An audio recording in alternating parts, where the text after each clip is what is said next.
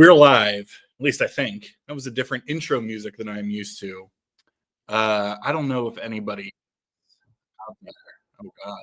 Oh God. Apologies. I don't know if anybody's out there. Well, at least one person is out there. Of course, Old Faithful Trevor, howdy sir, is out there.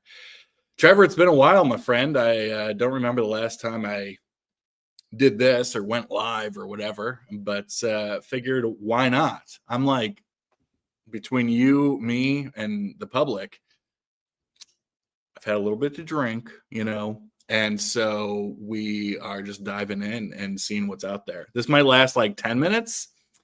This might last like 10 hours. I've used that line before, and typically it's closer to 10 minutes. So there's that. I hope you're doing well, Trevor. Appreciate you being here and saying hi.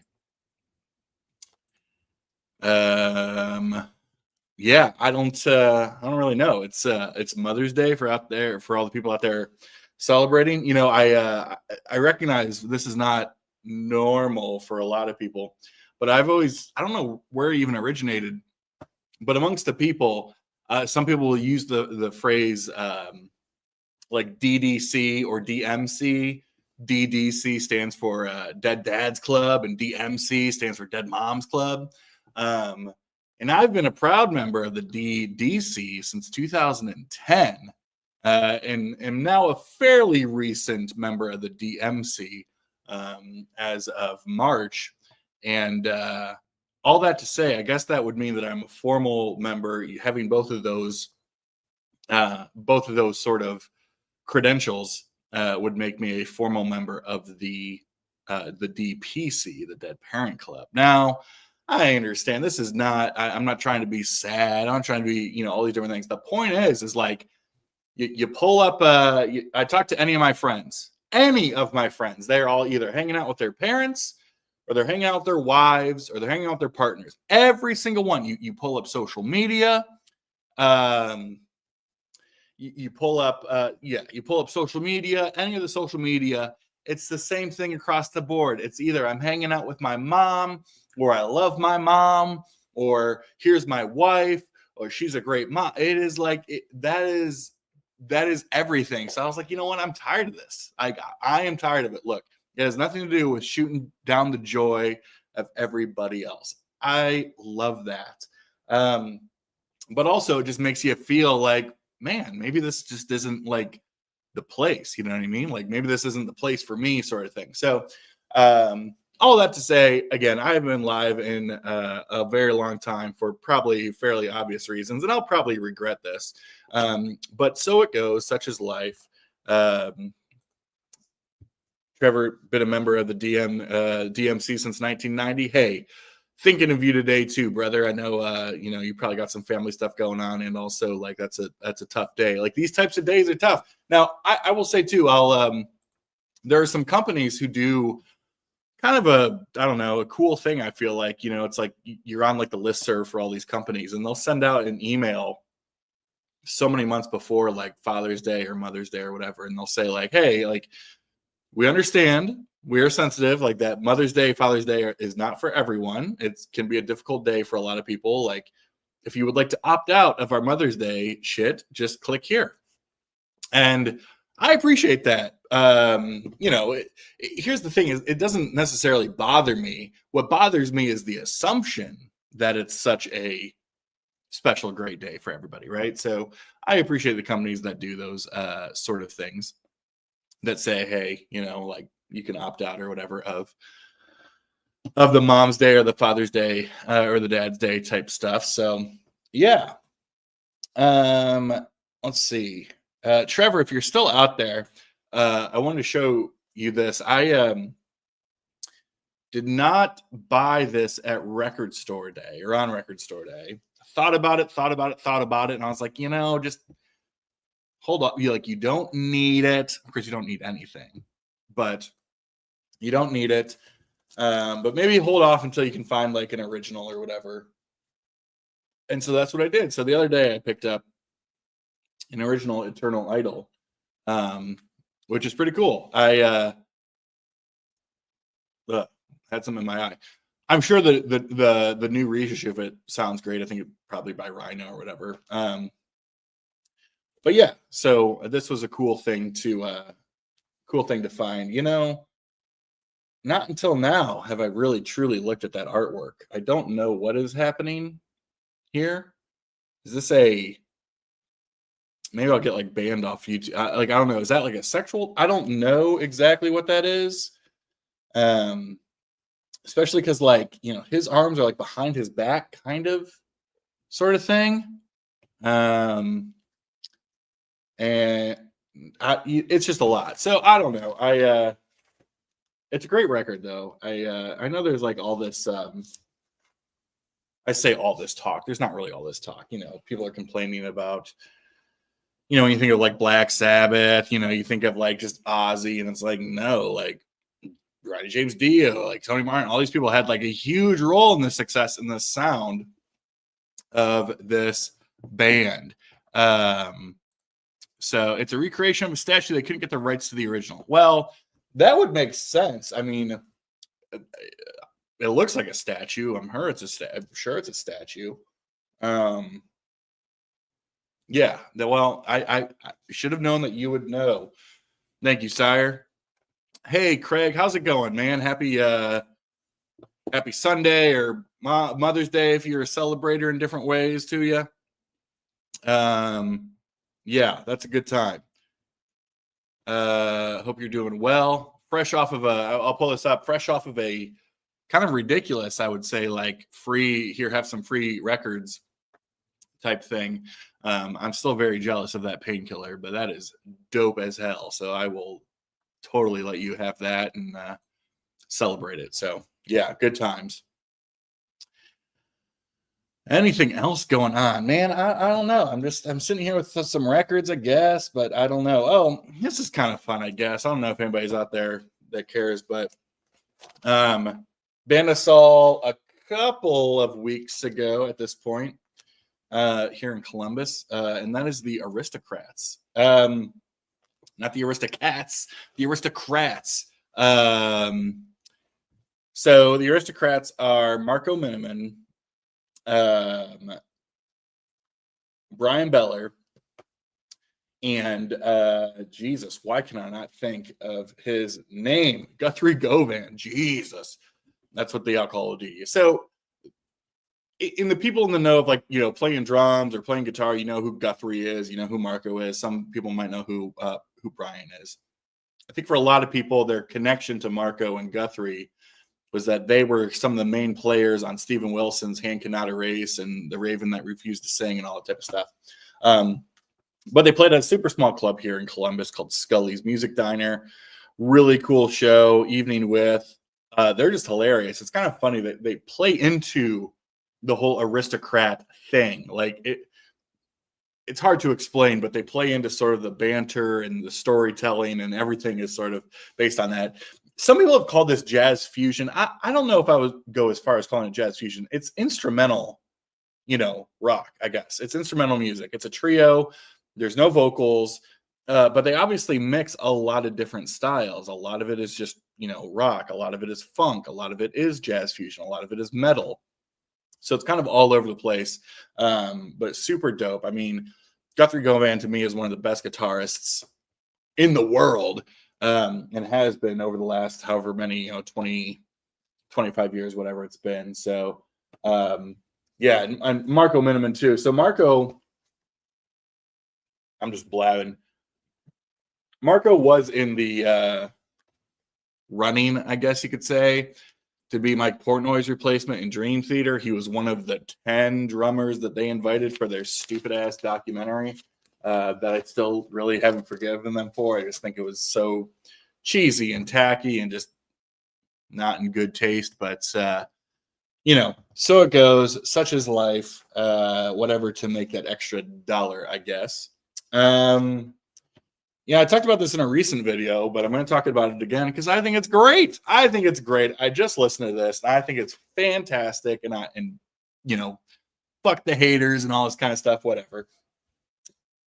I kind of love this band, and I think this is a great record. I just think this is a great record, and that's the latest from That's Right. the darkness. This is Dreams on Toast. What does Dreams on Toast mean? Who knows? Maybe there's an explanation for it. I don't know. But yeah, I mean, I was probably 12, 13 when I Believe in a Thing Called Love hit from Permission to Land, their debut. And, that kind of became like this big novelty rock song. And it's like, I don't know. I sit here and kind of think about it from the standpoint of that I don't know. It's like a double-edged sword because in one sense it put them on the map, it sold like a gazillion records, like everybody knows the song. It's like a big karaoke song. Everybody knows it, whatever. But then also I think a lot of people hear that and they're like, that's just fucking annoying. What is that? And so it works both ways. But I think what has ultimately happened is that people have written off the band as being a joke or annoying, all those different things. And Permission to Land, I think, is a great record. I was, again, probably 14 when I was listening heavily to One Way Ticket to Hell and Back. And you know what? Thank God you're here because you gotta be, that's gotta be the answer because they're like ultimate British people. You're probably right. Dreams on Toast, Beans on Toast. Still not great. Terrible cover, but I guess it plays into it, right? But yeah, whatever it was in 2004 or so when One Way Ticket to Hell and Back came out, I listened to that record a ton. Now, granted, that was 14-year-old Alex. Could be a different sort of time. Hey, I know Chris. Hey, look, I know Chris, the Vinyl Man. I know you got this record. And it's a smoker, man. I think this is a great record. I think this is a cool band. I get the utmost respect for Justin Hawkins. They put out those two Darkness records. He started having some substance issues, went into rehab, was in and out of rehab for a while, started a new band, I think called like Hot Leg, like all over the place sort of thing. And now they've been like pretty consistently putting out, music or whatever the last, like, I don't know, maybe decade or so. I agree. And then, probably during like the COVID time when everybody was doing it, he started doing podcasting stuff. Justin Hawkins Rides Again, and was doing all these interviews and reactions and breakdowns and analysis. And I think like that, kind of blew him up more so. And so maybe some people are taking more note now, but the point is, I think this is the same lineup, him, his brother, Dan, and I think the original bassist is in the band. And then the drummer is Roger Taylor's kid. So Roger Taylor from Queen, his son. Could you imagine? Roger Taylor's son is the drummer in the Darkness and has been for like, I don't know, the last like 10 years or something. So I don't know. It's one of those things like I kind of have like this appreciation for artists, musicians, what have you. Like they don't take themselves seriously. It's like they don't take themselves seriously, but the music they do take seriously, right? It's great songwriting, it's great musicianship, it's great guitar playing, everything about it's great. They just don't take what they do, type stuff. The bassist is called Frankie. Oh, the bassist is called Frankie. Yeah. In A True Story, I saw that Darkness back in 2004. Oh, look at that. Yeah, I think is it Frankie like Poulain or something like that? Like Poullai, something like that, right? Yeah, so hey, I love it. I'm all in. Good stuff. And hey, maybe you could, Chris, is Dreams on Toast a take on Beans on Toast as a Brit? Is that the sort of thing? Us Americans, I don't know. Like, I like beans. I like toast. Have I ever thought that they would be, like mix them together? I don't know. Says yes, mate. Well, and I want to hear from you, Chris. Like, are beans on, like, is it a baked bean on toast? Is like what I need a little bit more here. So yes, sir. Lonesome Bricule. Hiya, fellow Earthlings. All right. I have fond memories of the Darkness. Loved the video for I Believe in Love. It was cool. I get it. Now I will say too, on that record though, like doesn't Permission to Land opens with like Black Shock, which is a fucking banger.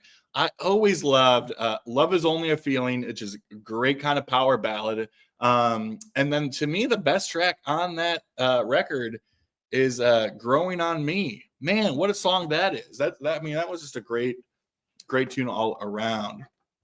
Baked beans on toast. All right. Well, why have beans on toast when you have dreams on toast? I guess. I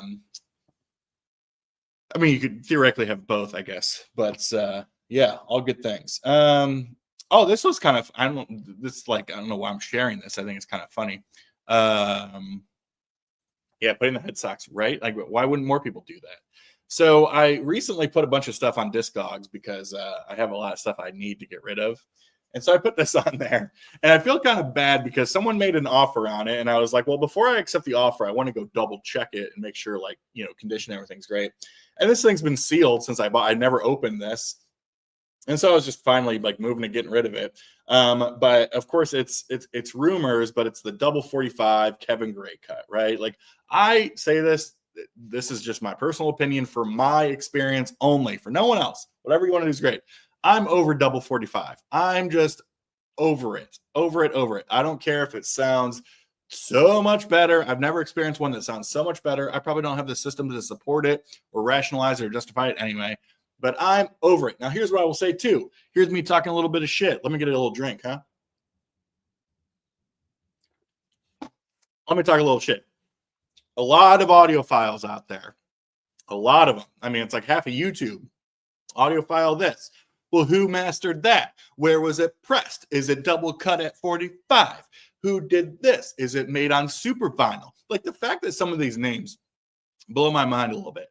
Like, They really thought about this, and they're like, guys, we can have vinyl, but then we're going to make it better. What do we call it? Like, what do you call vinyl that's like better? And they'd be like, what if we called it super vinyl? And they're like, audiophiles are just fucking brilliant. They're brilliant people. They call it super vinyl. Same thing. UHQR. Highest end record, you can buy this thing for $150 fucking dollars. UHQR. Y'all know what UHQR stands for? Ultra high quality record. And these are the people that we fucking listen to. I rest my case. The point is, this is a double 45. I'm sure from an audio standpoint, this is the best sounding copy, which is why it's going to be so great for somebody else. I will take my original. I think it sounds just great, and we're all in on it. The point is I was selling this, and it's all, sealed up, whatever. And I pulled it out to give it a check. And it had, I don't know if you'll be able to see this, but because it's sealed, it has this little kind of, yep, there you go. You can see it. So that is not what I would call, like a near mint sort of thing. But also why I'm like, damn, I should have just opened it. Like, because if you open it, it probably wouldn't have done that. So I'm taking it off Discogs, or I'm going to like lower the sleeve quality on it or something like that so that people know. But yeah, I kind of agree here. I don't care about double 45. Don't like flipping every 10 to 12 minutes. Well, absolutely. I mean, that is like the I don't know, like the practical side of it, right? Like, why would I want to get up every 10 minutes, every 2 songs or 3 songs? I got to get up and flip this thing. The other side of it, from a musical standpoint, which I will say, these audiophiles, I recognize that that's a general term. I don't think these people actually care about music. Like, I don't think they do, right? Like, there are just people who like to sit around and just like talk the shit about, like, I was watching a stream the other night, and the stream was talking about Tracy Chapman, right? A great record, Tracy Chapman, right? You can get an original. I think originals are like $50. A lot of people want it, but they're hard to find, all those different things. So finally they reissued it. And so like a lot of people bought the reissue, and they're like, I got the reissue of Tracy Chapman. And it sounds great. And these people on the panel were like, well, you might think it sounds great, but that's probably because you have never heard an OG, this kind of stuff. I'm like, oh my Jesus Christ. Like, do you ever get tired of yourself? Do you ever get tired of hearing yourself talk to people like that? Like, my God. Like, imagine being like, I have this thing. It sounds really good to me, and I'm really glad I have it. And then having somebody respond to that and be like, well, you're just wrong. Like, that is sort of that is the environment that we've created. So I saw that where I don't think people actually care. And here's why I know this, right? A lot of these like audiophile people, that you never hear them talk about music. You never ever hear them talk about their favorite albums, their favorite artists. They're never looking into the history. Like, you never ever hear anybody talk about these different things. And then as soon as like the new $150 record of no matter what comes out, automatically, no matter what it is, they're an expert in it, right? Like, you think all these people were actually Steely Dan fans? No. It's like, you think all these people were Warren Zevon fans when that Dora 45 came out? No. Like, they just are. Yeah, like, that's my favorite part, right? All of a sudden, people like the Alan Parsons Project. Okay, sure, people. You've had a YouTube channel for 6 years, and not once have you ever mentioned Alan Parsons. And all of a sudden, we get MoFis, and we get UHK, we get all this different stuff, and all of a sudden, you're an Alan Parsons Project, connoisseur. All this type of shit. I'm like, whatever, dude. So, like, you don't even like the actual music. I heard one person say, it was dealing with like a Alan Parsons thing. Whatever. These all people are all on YouTube. They all got public channels. Maybe they know. I don't know. Maybe I'll end up somewhere. They were comparing an Alan Parsons Project, and I'm gonna get to your statement here soon, Trevor, because I got a point here. They were talking about their Alan Parsons Project being a 45 RPM, and then it got released as a 33. Maybe it was on Super Vinyl or it was on whatever, right? But they were used to it as a 45, and then they put on the 33, and they said, and I quote, because I will always remember this: once I put on the 33, after listening to the 45 RPM, the 33 was unlistenable. Unlistenable. The audio quality for this person was so terrible that he couldn't even listen to it from a 45 to a 33. And I would bet all the money in the world that I have, which is next to nothing because I spent it on stupid records, I would bet it all that this motherfucker never even knew who fucking Alan Parsons was, outside of the fact he was the engineer on Dark Side of the Moon. Whatever. But the point is, Trevor, on your point, yes, every 10, 12 minutes, getting up and flipping a record. Here's the other thing too. But again, these people don't care. To me, it completely fucks with the sequencing, right? Sequencing of records, especially back in the day, it changed a little bit during CD time, which makes sense, right? Is you are strategic about what you open, not only the record with, but you are strategic with what you open both sides with, right? There's a reason that Born to Run opens with Thunder Road and Born to Run, right? The same reason that it's intentional and purposeful that Born to Run closes side A with Backstreets and then side B with Jungle Land, right? And then they fill it in the middle. Like, those are not random ass coincidental choices, right? That is what people do. And so when we talk about breaking these things into 45s, right? Could you imagine breaking Sgt. Pepper into a 45 RPM? Right? Like, it completely disregards the idea of sequencing and why tracks are going the way they are going. All right, we're gonna keep it moving here. What pisses me off is when it's 45. Yeah, we've all been there. What was it? I don't know if anybody's a fan, but that was a huge thing with Taylor Swift's Red. Taylor's version was that it came in a quad LP and was a 45 RPM, and all the Swifties didn't know it. And so they're all calling the record stores and calling the shop because they thought something was wrong with the record. They say, why does Taylor sound like a man? It was 45. And it is a very gatekeeper thing, right? Absolutely. I just love to pile on. Yeah, I mean, I hate this phrase because I think it sounds stupid, but I also totally agree with it, right? This whole idea of like, why are we yucking other people's yum, right? Like, people are having a good time. They're enjoying what they're listening to. It's the same thing when people are like, I enjoy listening to this record or this band or this artist or whatever. And people, like all this kind of shit. I get it. Don't know what the reissue sounds like, but the OG Tracy Chapman really is truly excellent. So I've heard, right? I think, the thing is, though, is like, I think most people would say, hey, if I could find it and I could get it and it was a good price, then I would buy it, right? But reissues, the point of them is that they not replace. The point of them is that they give another opportunity for people who might not be able to get those OGs. But yeah, that is the common thing right now. Is like, the OG's better. The OG's better. It's great. I'm sure it is. But depending on where you go, right? Like, I especially think people who might live in like a rural area that are not surrounded by record stores. Maybe they're 4 hours from the nearest record store, and that record store sucks. Where are they supposed to get an OG Tracy Chapman when they would rather just get like a brand new one for $25, and then they sound okay with it? Thanks for being the hype, man. Appreciate you, my man.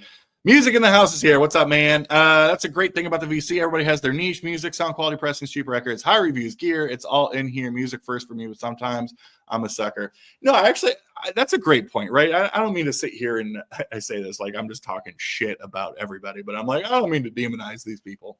I just, to me, it's the, to me, I guess it just makes sense that the music would always come first. And look, I think we've also run into this challenge where, how do I frame this, right? Like we live in it's a duality, right? It's like, are you an audiophile or not? Because if, you know what I mean? Like, because like I'm saying like that is sort of the world that we claim to live in, where it's like, no, like there's if audiophile is here and I don't care about sound is here, there's a lot in between. Right. So yes, like if you're an audiophile, my guess is that you have an incredible system that you've invested big time money and resources, everything else in. Right. And when you listen to music, you want to listen to it at the highest fidelity possible, which means you want the best. Like I totally get and support all that. I think we've run into some of these issues where it's like we've said it's like all or nothing, where it's like you need the best or you might as well just fuck off. Like if you can't have this, then just go, you know, whatever sort of thing. Or, you know, people again just sort of like they're happy that they got the latest Tracy Chapman issue, and then it's like, oh well, you know, you're just wrong. And it's like, what? Like, okay. I mean, as if we're like talking about something that's not completely subjective, right? How was the song quality expert's microphone? You know, actually, that person that I was referring to, I haven't seen them in a while. I hope they're okay, you know, sort of thing. Marsha P., it's good to see you, friend. It's been a while. I hope you're doing well. Hope everything is going great down there in Florida. Chris won't get the Tracy Chapman album. Viewed Fast Car for how many times? It's one on the track. Yeah. Oh, wow. Chris hates Tracy Chapman. Chris hates the fast car. He prefers his slow trucks, apparently. I heard one of the jazz bums say that anybody whose system didn't cost thousands of dollars has never actually heard their music. He's been blocked ever since. I'm not going to sit here and try to guess which one that was. Here's the thing. I always sort of liked okay, let me be very careful here because I'm sure, you know, the way things work. It's nothing personal. To me, the magic of the bums, the jazz bums, was like this idea of like, we're a bunch of casual fans who don't know shit about jazz and we're trying to get into it. And we're not pretentious and we ask questions and we don't know everything. And this is a sense of community where we like to sit around and shoot the shit and learn from one another. And we're not experts. That to me was the magic of the jazz bums. It's not the case anymore for one reason or another. Hey, Richard, man, how you doing, man? How's Denver treating you? Just got home from day drinking. Hey, I started day drinking sometime around noon, and we're still going. I guess it's 6 o'clock now. Whoops. I'm glad you're here. Surely watch different around towns to discover new music. That's why I do it. Yeah, I mean, that could be a lot of it for sure. I run my Audio-Technica LP60. I'm guessing it's Audio-Technica LP60 through a Fisher CA from the 80s. It sounds great to me, but I don't claim to be an audiophile. Right. Well, and that's the thing, right? Is like, I would guess, Craig, I don't want to make any assumptions, but like, you don't claim to be an audiophile, but if a record sounded bad, you would be like, wow, that record sounds bad, right? Like, you would know. Now, would you know, or would I know, or anybody else know the difference between, or hear the difference on this setup between the $20 original versus the $150 double 45 comes in a box and, you know, comes and gives you a hand jibber afterwards? Maybe, maybe not. But it's like, I think it's like you wouldn't consider yourself an audiophile, but I do think you, along with most other people, would venture to say like, okay, I would prefer a record that isn't trashed or, sounds good, or, records that are mastered well or, whatever sort of thing, right? As being an audiophile, kind of a chasing the dragon, always chasing the perfect sound, sounds daunting to me. Yeah, I mean, shoot, I don't know. It's like, I'm not in these worlds. I just kind of see when people post about them, right? But it's like my favorite are, get some videos or some like social media posts where people say, listening to the new, ERC, $500 record through my $300,000 setup. Couldn't be me. I mean, look, if I had the money, maybe I would. Well, no, if I had the money, I probably would buy a $300,000 setup. But like that's sort of the thing, right? It is always chasing the dragon, and it's chasing the, I got a bigger cock than you and all that type of stuff, right? I feel like that kind of is what a lot of it is. Which, hey, again, like as somebody mentioned before, like that's part of collecting in any world. That is not simply a vinyl or a record thing, right? That is part of it. Richard, everybody has their own level of audiophile in this. You do you. Yeah. Well, hey, Richard, the example I was just given, I don't know if you knew this or not, but the example I was just given about the Tracy Chapman thing was actually in reference to you on, a stream a couple days ago, right? Like you bought the new Tracy Chapman record or Tracy Chapman pressing, and you're like, I love it. It's great. Cool. And they like selected on your comment. And then like the panel of, experts were like, you're wrong. You should have an original. And it's like, wow, like I'm cool. Like, thanks for inviting me to be in this space. Right. So yeah, so it goes. What else is going on over here? I got to show some stuff to take up some time, I guess. I was on Sea of Tranquility. The video got posted yesterday, and we were talking about albums from 1967. Yeah, it got posted last night. I talked about this one because I knew nobody else would, and I don't really talk about this on Sea of Tranquility. It's very heavily like rock, hard rock, classic rock, prog rock, metal, all that type of stuff. So I knew it was going to be flooded with like Hendrix and the Doors and the Who, like all that type of stuff, right? So I picked out one that I didn't think other people would, and that's Something Else by the Kinks. I talked about this in my What's on Tap on Friday, but I want to talk about it again too because I've listened to it a few more times, just getting ready for that show. And what a cool record! Of all the British invasion bands, I get it. The Beatles are untouchable. The Beatles could do no wrong. All that kind of stuff. We love that. But truly, there was nobody else who sounded like the Kinks. Like nobody else. Just the songwriting and the expression and the roots back to everything that was going on in the UK at the time. It's just so quirky and artsy and fun and weird and hilarious. If there are those, I sit here and I'm like, fuck the audiophiles. But meanwhile, I guess I'm going to be I'm not going to be pretentious. If there are people out there who care about these things, a record like this, the mid to late 60s Kinks records, originals are not easy to find here in the States at all. They're just not. I mean, this is like an $80 record, I think now. But if there are those record people out there, it is on the classic reprise, the Tritone Steamboat. Now, people call it the Tritone Steamboat because, obviously that.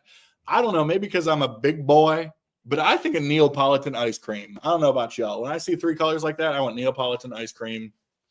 That is all that I want. Of course, you remember that. Like, you get like, I don't know, whatever, 24 ounces of basic ass ice cream for like $6, or you can get like 14 gallons of like the store version and Neapolitan for like $3. That's an easy choice for me. Easy choice for me. Everybody knows the British make the best records, right? I mean, shit, at least in 1967. They absolutely do. Oh, that's kind of cool. I wonder what's was that also, I guess, I'm curious, was that also on a reprise? Marsha, that's pretty cool. I like that. We love the Germans, I guess. I don't know. Depends on the year, I guess. Shit. You good, man. You don't have to know these Beatles songs. Somebody that I know really well, his name's Sam. Americana Sam. You know, he did a video several, I don't know, weeks, months ago or whatever that said something like, I think personally, maybe, I don't think he's watching this. He's with the fiance. It's Mother's Day, all the good things. And he was basically, the whole point of his video is like, yeah, your music opinion doesn't matter if you don't appreciate the Beatles and you don't appreciate Bob Dylan. And I told him, I was like, sir, you have to understand, like, that is a extremely like white American thing to say. And you know, whatever, right? So like, you're under no circumstance to like the Beatles. I mean, I like the Beatles. I love the Beatles. You know, the best ever. They changed everything, all these different things. Let's not forget that the whole first Beatles record, the first 2, 3 Beatles, like whatever it was, like they got away with what they were able to get away with because they were cute white boys taking black music. I said what I said. Tell me I'm wrong, Bowie. You had me at ice cream. Usually I do. Everybody knows that America is the biggest influence on everything. We even got the Pope now. That's right. I know. Like, we even got the Pope. These Pope things are killing me. That he was at like the World Series 20 years ago. All these videos popping up of him on like ESPN and stuff like that. It's kind of hilarious. Yeah, that's good stuff. My man, Anthony, happy Mother's Day to you, my friendo. Here's the solo cup, right? Cheers, my friend. I hope you're doing well, my man. Man. We're just bitching. You know me, man. You know me, Anthony. I'm out here bitching, complaining, talking that shit, shaking that dick. You know how it goes. My window's open right now because it's just like a beautiful day out. You ever wonder, like, people hearing me? I say that. You don't wonder what people would think? What do you all think? I don't know. Here's the problem, man. I'm out of beer. And I go visit my brother here in about 4 days, and I don't want to spend money before I go visit him. So I'm getting through my refrigerator. All I got left is Old Faithful. I'm not even beer drinking. I'm hell raising here. You know the drill. Yes. Oh, yes, the old PRT. Yeah, for sure. That's good stuff. Well, and like, those are important. I was like, they're important. I don't know if they're important, but like, same way there's like those German ones, and then there's the Italian ones. Well, the originals were on Pi. The Italian ones were on like PRC. It was another sort of like 3-letter label, the Italian pressings. But it allowed people to get these records that were so hard to find, right? Look, I would love to do more video. I've been trying to do that video with Jason for 2 years. 2 years, man. I started my YouTube channel back in 2023, and I did these 2 episodes called 5 Favorites. And I wanted it to be a monthly series. And I went to Jason. I was like, I want you to be my guest. And he backed out on me. And I told myself I cannot do one until he actually does one. So that's why. That is why it took me 2 years. So he finally got back to me.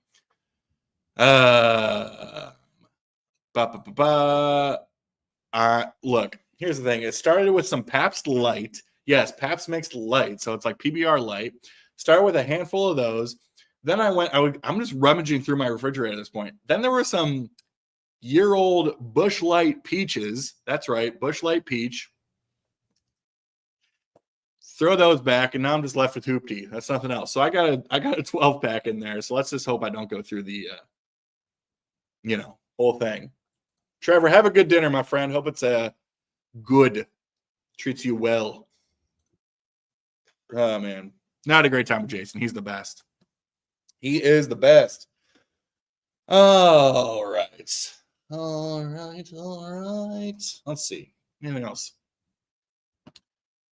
What are you all spinning? Is that what we do here?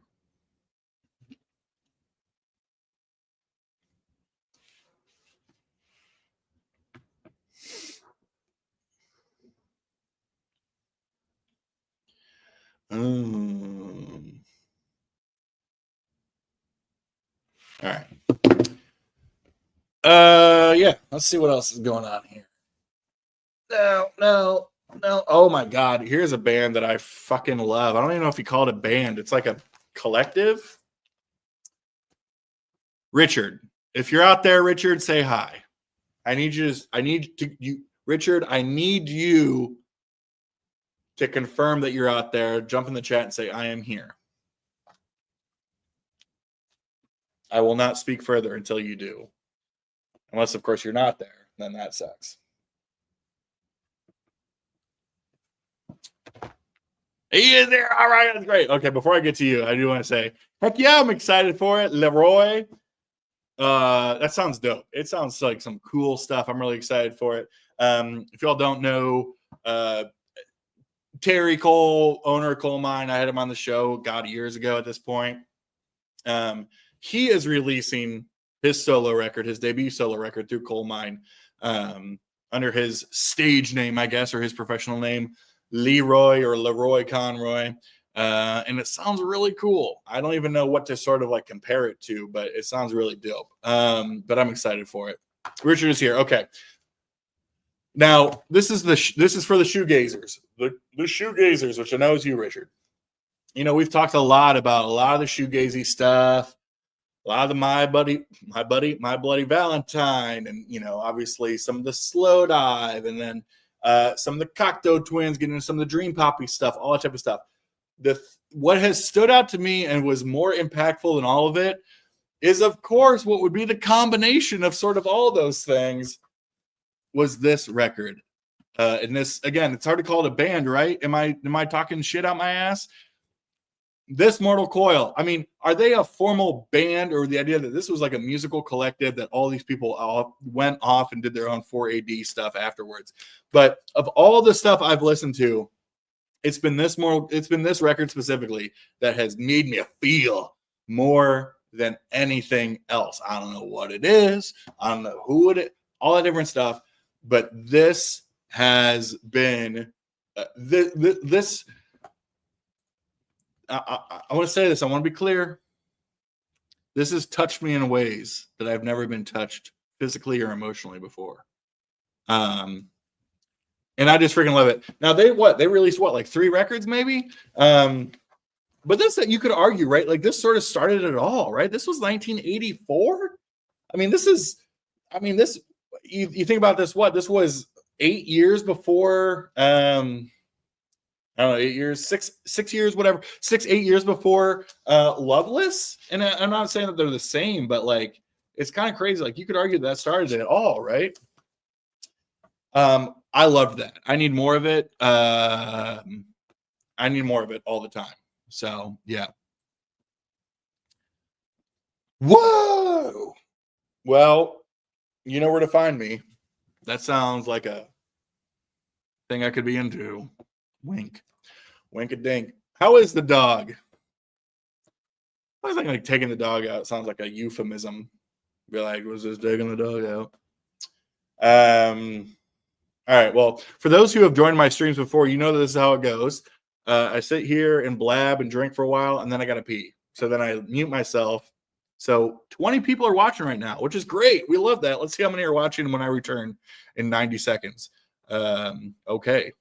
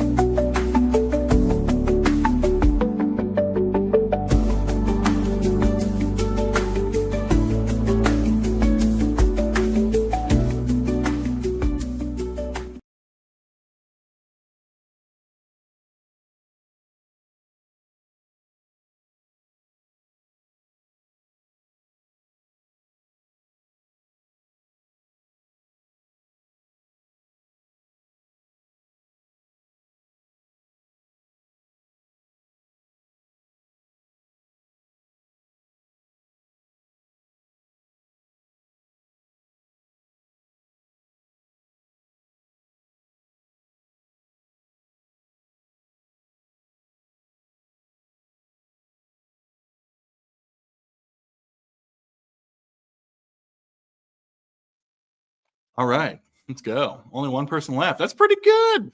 We will take that. That is pretty good. Let's see. Oh, was that you? That might have been you then.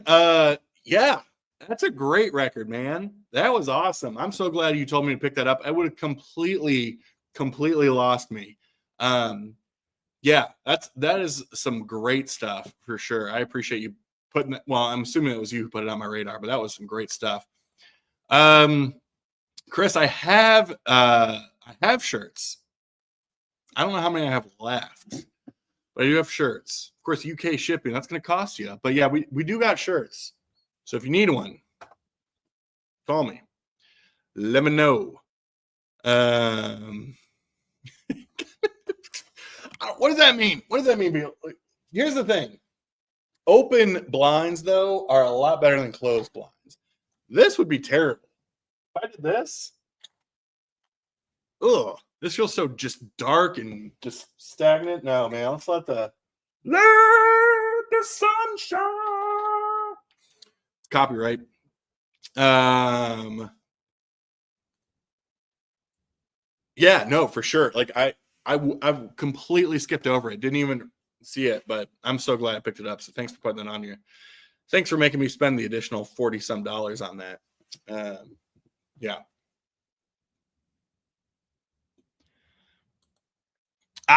No, that's a throwback, Marsha. Jeez. That was like when I first started. That was hilarious. Yeah, I remember when I first started, there was somebody who I don't know, I was just, turn on the phone, talk. I mean, kind of similar to what I do now. It's not like I use like any of these like, high-end production techniques. And somebody was like, "Hey, great video. Have you ever considered changing everything?" Every day, mate. Every day. All right.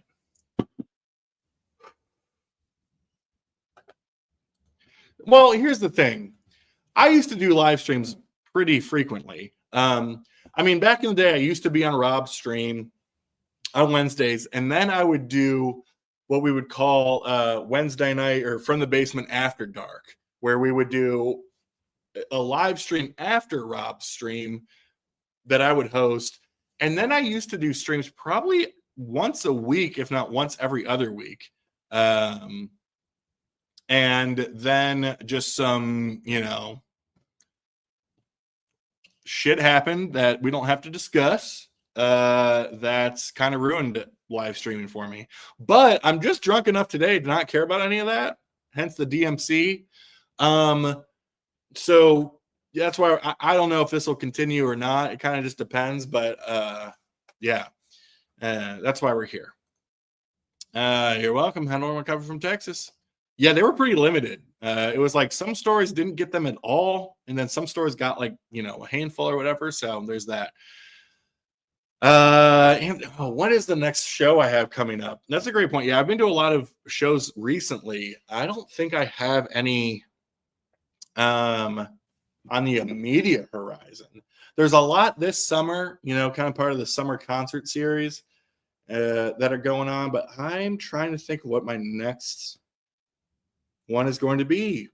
I don't think I have one for the rest of the month. So yeah, it might be into June. I gotta double check what that is as the next time. Well, I'm a big Joe Bonamassa fan. He's coming here. He'll be here in Columbus in November, and I always wanted to go see him. Tickets are usually a little bit expensive, but he's just a complete beast, man. Absolute beast. Well, I appreciate the support, Richard, for sure. So, but Richard, you're involved in all these things. We'll call it the politics. Let's call it the interpersonal politics of all these different things. What makes this a little bit difficult, right? So it goes. Let's see, because they think Monday is a really good day to do live streams. I mean, maybe to me, here's the thing. I will tell you this though. This is family secret. I don't stream unless I'm a little bit at least tipsy. You'll never get a sober stream, Alex. If I'm sober, I don't want it, right? Like I gotta lower some inhibitions before I get up on here and talk to the public about anything in this world. So there's that. Vinyl Piper's in the house. Hey man, good to see you. Hi, can you do a shot? I will not do a shot, but I'll finish this just for you, Piper. Appreciate you being here, my friend.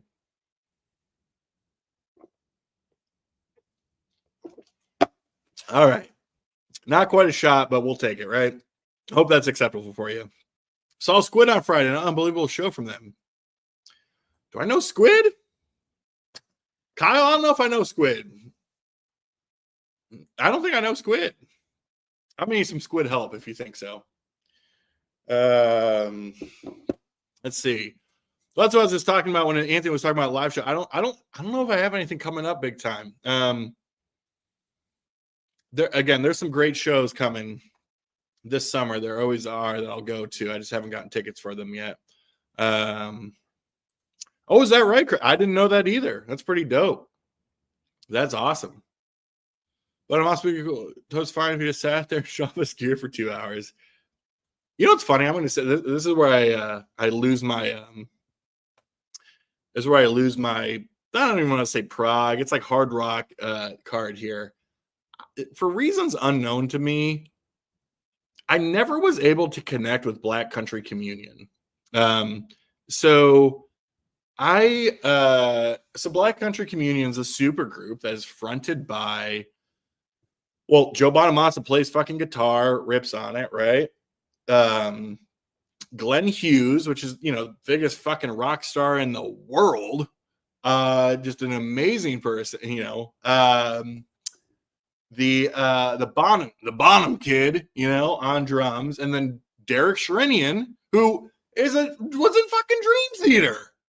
That's the foursome, right? Jason Bonham, Derek Sherinian, Glenn Hughes, and Joe Bonamassa. I could not put, if you were to be like, is that the perfect supergroup? It should be. And they've released 5 records now. None of them I've been able to connect with. And I feel like I'm losing my card saying that. But I would much rather just hear Joe being Joe, man. That's it. Like, I'd just much rather hear Joe being Joe. Rob, how's it going, man? If you want to come up and join, brother, I'm open. I'll send you the link. Don't know what you're up to today. Sending you my thoughts on Mother's Day too. I know a lot going on, so that's why we're here and drinking hoop. Rob, this is where we're at. That's the kind of day it is, my friend. So let me know if you want to come up here. What do you mean you should try it? See, here's the thing, Craig. You crack open a beer on your videos, that's great, but you need to get tipsy and you need to go live, man. That's the thing, man. Get drunk and go live. That's the attitude we're taking the rest of the year. For the next 7 months, get drunk, go live. You don't know Squid? Super stuff. All right, somebody fucking squid me, man. I don't know. Get me inked. Is that what they do? Squids ink people and shit, right? Ink me. Piper's got to have a few drinks before shooting a video, talking about records. That's right. I mean, it's like taking a shot before you go on stage, right? Now I can make a video, but it's a live stream thing, right? It's because it's just the whole thing, right?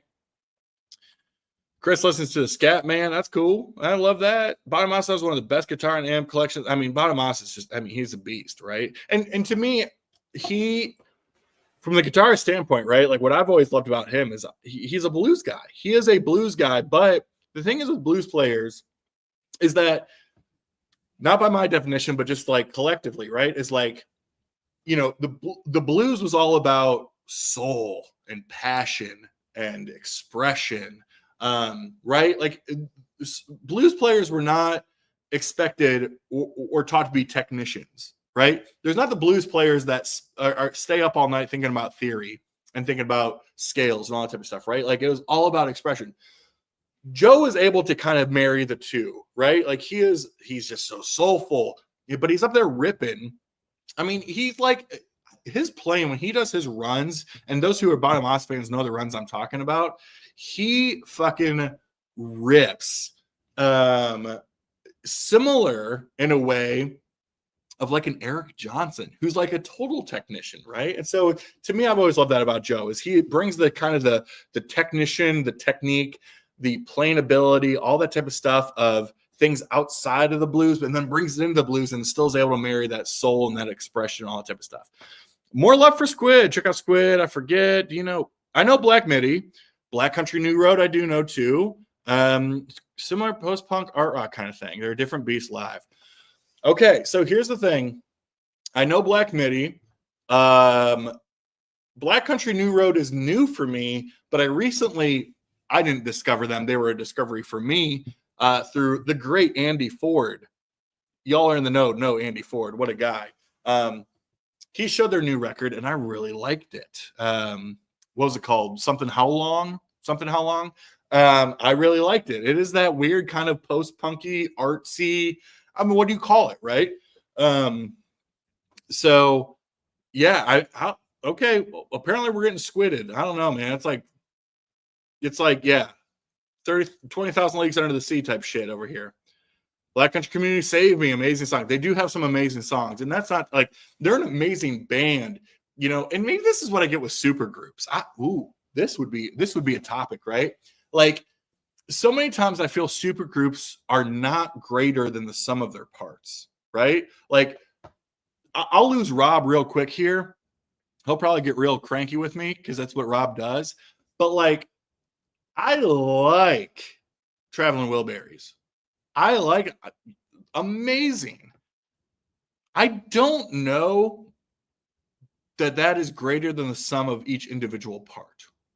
I would take pretty much all those individuals as individuals just as much as the band itself. Unsubscribe. Hello from the Oregon coast. Going to see Herb Alpert in Portland in November. Heck yeah, Kenny. I mean, I was just at the Oregon coast. Maybe that's how you found me. But I stayed outside of Portland for a couple days. I was actually in Hillsboro, kind of the burbs a little bit. And then took to the coast and did Cannon Beach. I did Ecola. I jetted down the coast through Lincoln City, all the way down to Florence. And then got on, kind of headed up and had to go to Corvallis. Man, what an area. I posted it. Maybe that's how you found me, I'm guessing, because I talked about Oregon. But, man, I got to get back there. I'm trying to hit up you, make another work trip out of it and go see University of Oregon in Eugene and make another Oregon trip, man. It was just outstanding. My bucket list trip is Crater Lake. And I know that is a hike, literally and figuratively. But I need to get out there and go see Crater Lake, hopefully during the summertime when all the snow is melted and I can actually get up there. So, yeah. Oh, hell yeah, he does. Heck yeah. That's right. That's that ass tea. That's where we're at, man. Todd is here. I just clicked on the live tab from the YouTube homepage and see there's a channel called Beer and Vinyl. Are you kidding me? Right up Todd, welcome to the team, man. Look, never mind that I'm not technically drinking beer right now. But let's just put it this way. We're a little bit inebriated and we're talking music. So we're just glad you're here, Todd. I always say, right? Like if the building was on fire, save the beer, save the vinyl, right? Sorry, Alex. I feel like I've taken over the show with Joe Bonamassa. No, man, you didn't do shit, man. That's great. I love that. I don't know what that is either. Black Country, New Road, first two albums, fucking stellar. Well, yeah, and my understanding, Richard, is that before this record, the current record that they just released, somebody left the band, right? Like somebody meaningful left or isn't there anymore. And so there was a lot of pressure of whether or not this was going to be as good or if it was going to suck or whatever. So there's that. Anthony, thanks for stopping by, my brother. Hope you have a good night, man. Be good. Have a good calzone for me. Yeah, I get out to Colorado every now and again. I haven't been in let's see, last time I was out there was 2022. Oh, shoot. I was out there in 2023. Was in Denver for a couple of hours. We did like lunch and stuff like that. And then I was meeting up with a bunch of buddies out in that, not Estes Park, Winter Park. So we spent a couple days out in the mountains and fucked around a little bit and did the whole thing. But, yeah, I'd like to get back out there. There's so much to do out there, and I love that area. Oh, this is good. Oh, Chris, you dirty fuck. All right. Alex, you should try some real beer, like British or German beer. God, where do you go with this? Hold on. Let me drink my hard iced tea, my hard sweet tea before I make a response to this. Hold on. Before I get to that, Collect Co. is a YouTube channel that sells vinyl records live 7 days a week. What? I didn't know about this. I mean, do I want to know about it? I've never heard of this, Todd. That's fantastic. I mean, I hope they're good stuff. You bought a lot, obviously, so it sounds like it's good. That's wild. I mean, hey, I got to sell a bunch. I am going to do an auction. That's what I should be doing right now, is just auctioning off a bunch of shit to send to people. All right, back to this. So there's a lot to unpack here. I love all beer. I will say that I'm an equal opportunist when it comes to all beer all the time. I like domestic beer. I like light beer. I like shit beer. I like bougie beer. I like stouts. I like imperial stouts. I like IPAs. I like your extra special bitters. I like your Hefeweizens. I like all that. I love it all, right? There is sort of this element, though, that things have changed, right? Craft beer is very, very different in the United States than it is across the rest of the world, right? I mean, especially over there in Germany, you know, they're still abiding by the Reinheitsgebot. And if you don't know the Reinheitsgebot, it is the German German beer purity law, which says that all your beer still has to be made with water, malt, hops, and yeast. That's it. You can't have all these special adjuncts and all those different things going in there, which I appreciate and respect. I totally do. I love the Reinheitsgebot. But sometimes I want my stuff to have a bunch of fucking chocolate in it too, Chris. All right, sue me. Hey, Julie, good to see you, my friend. I'm glad you're here. Thank you for stopping by. Hope you're enjoying your Sunday. That's the YouTube channel. Just talked about that. Look, you know, you're gonna be the first person I call. I just want to hang out with Richard. I want to hang out with Steve Carlson. That's it. I go to Colorado, and obviously, and you, Bowie, right? Me, Bowie, Richard, Steve Carlson. We're all just hanging out. We're gonna go buy a bunch of coal mine. That's it. That's gonna be the time. Man, it's okay. We'll appreciate it. That's right. We like to think so. I mean, and look, I mean, outside Denver and outside of Denver, you got so many breweries all over the place, right? I mean, so much.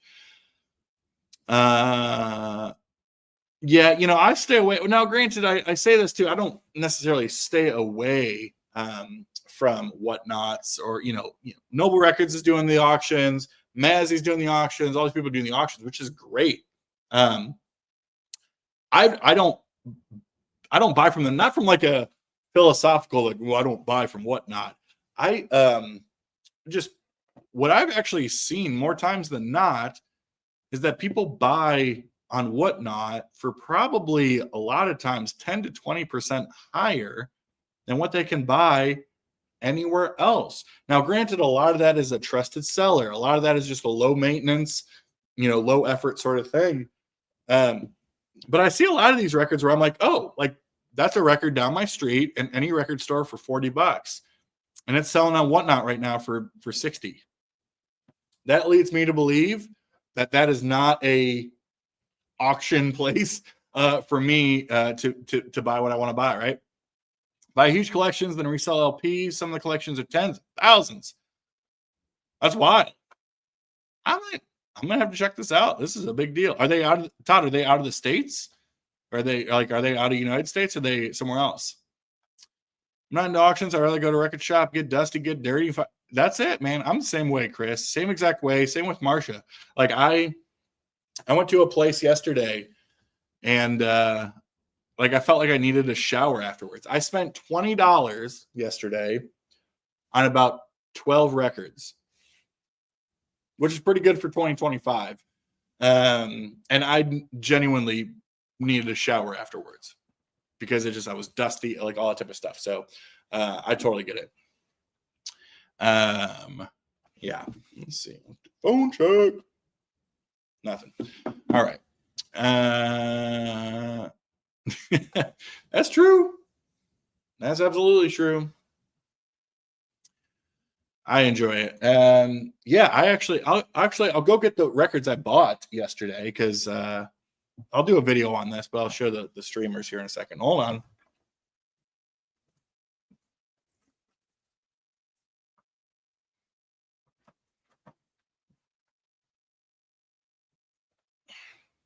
Okay, so every record I'm about to show was either $3 or $1. Right now, these are not records in mint condition, so I want to be very clear.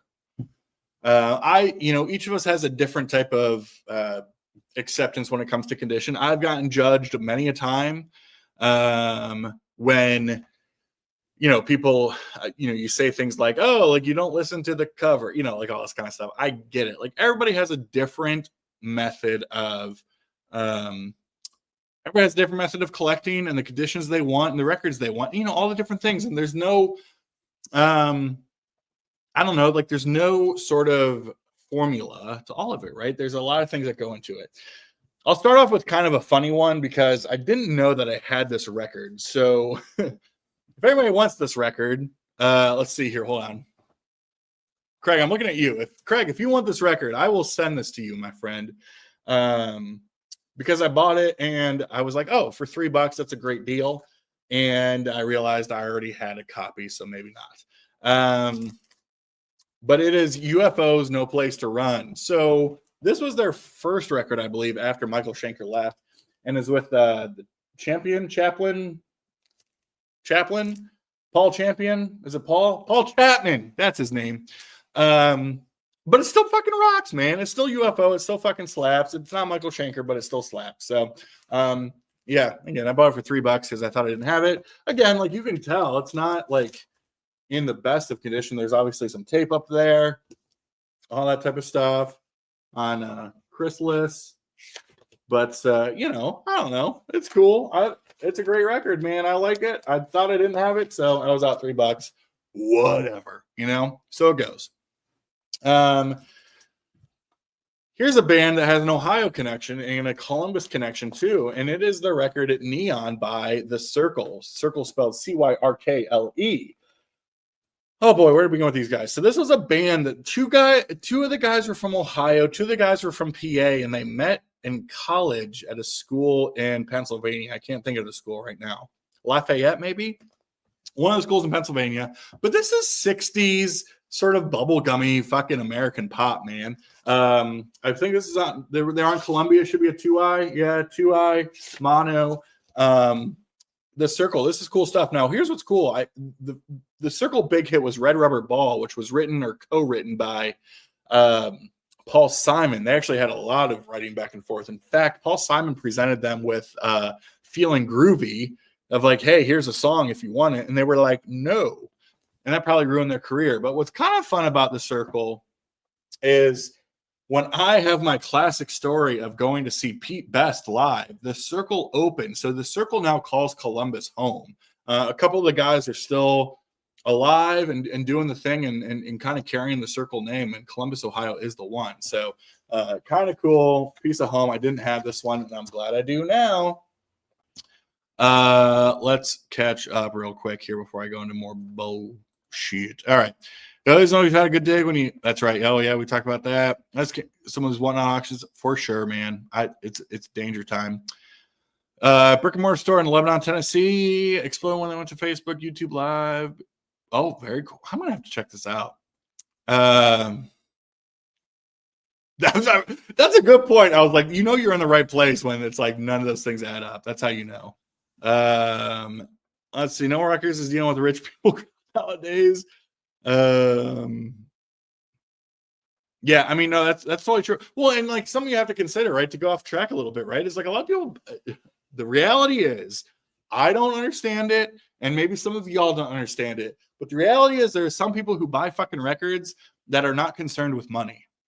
They have more money than they can fucking wipe their ass with it, right? It is like one of those, like, you hear of like Bill Gates or like whoever the world, where they would say something like, if Bill Gates like bent over to pick a $100 bill up, he would be losing money because like that second he's making more money. Like the reality is that a lot of people who buy records, like everything else, don't have to worry about money. So they just jump on Whatnot or anything else and just buy all the shit they want. And that's cool. And hey, Todd, I'm an Ultra fan. Like I typically am drinking Ultra. So, I mean, look, it's light. You feel like it's good for you, all that kind of stuff. Kyle, thanks for stopping by, my man. I hope you're doing well. Thanks, man. Good to see you. Proud Corner Scott says all UFO is good. I don't disagree with that. I mean, I think those like Spacier records up front were pretty good. There's, it's not bad, worse. It's just different, right? That isn't it. I'll take. All right, we'll catch up then, Craig. Let's figure that out, and I'll send you it. Sam to the Circle. Yeah, he had. You're right. He just picked up that one. He loves that kind of 60s bubblegum stuff. Marsha, there's not enough episodes in the world that can keep me from doing that. Didn't this girl also open for actual Pete Best list Beatles on their 66 tour? Wow. You know what? That is correct.